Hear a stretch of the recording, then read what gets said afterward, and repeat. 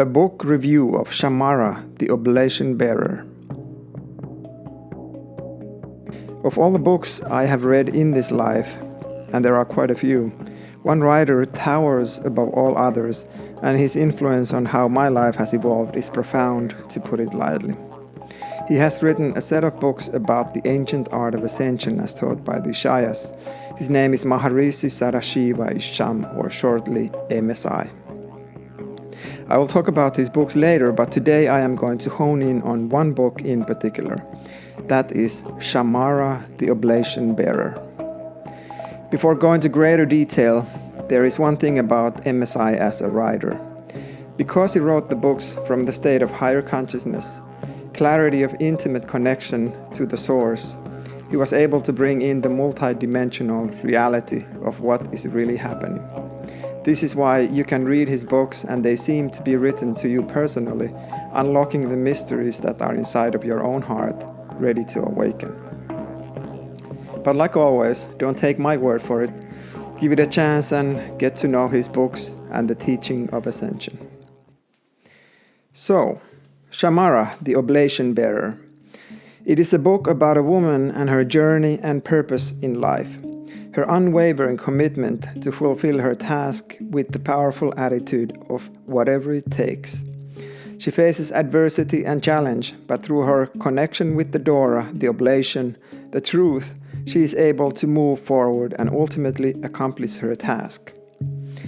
It is a book about the art of return, powered by the upward currents of life.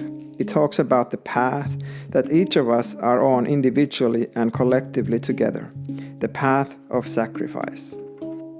Sacrifice means letting go of the lesser state in order to expand into a greater experience.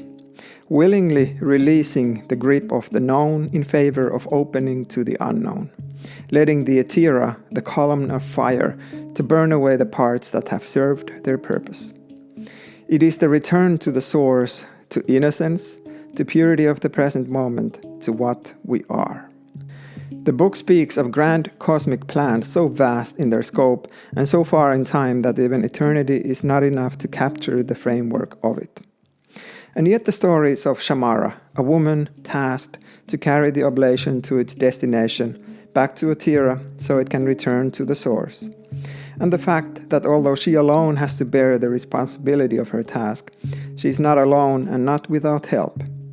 She has a group of unlikely companions, ranging from nearly immortal intelligent robots to humans living in poor conditions but with heart connected to their world, to immortal beings from Eton, to Rajna, projector of Shamara, and to Tahir, who is always supporting her, but from the distance.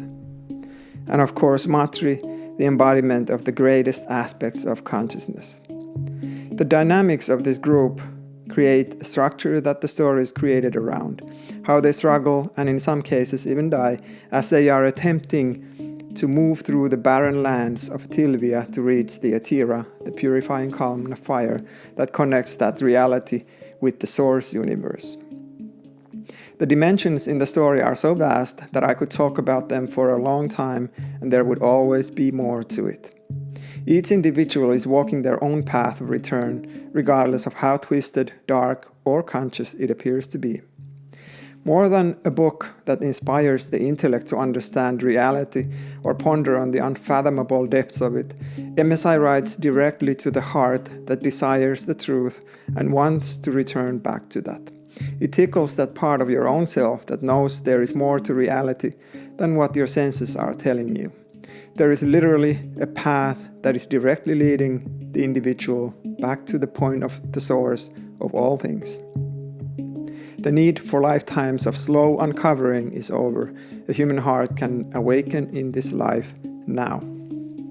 The Ishayas have brought back the art of return. We are all oblation bearers of our own lives. We all choose in every moment whether we live from fear or love, whether we connect with the reality of who we are or descend into the illusions of fear and emptiness. In the book, Krishanu, the immortal being, had to find the subtlety of this choice to face the emptiness in his own self.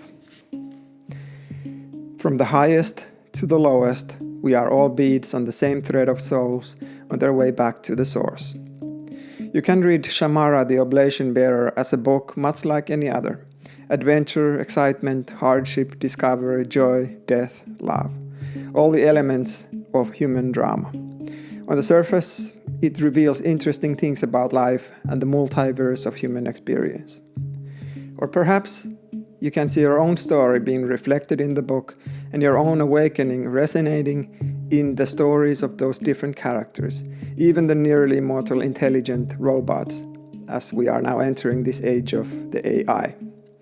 Whatever the case may be, this book is a treasure beyond description and ultimately a subtle invitation to learn the techniques of ascension as taught by the Ishayas, so that you could practice the skill of the art of return back to the source, the Ascendant self, to activate the Etira, your own nervous system, to expand consciousness from the limited to the infinite.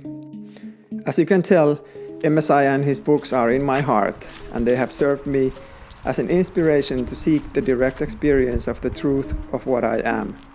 They have opened up deep understandings on the nature of reality and humanity's collective task of waking up from the illusions of fear and separation to the unified field of consciousness.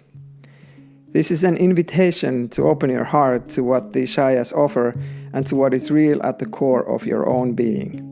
Shamara, the Oblation Bearer, speaks of the art of return, powered by the upward current of life, praise, gratitude, and love. Thank you for listening. The doors to Para are open.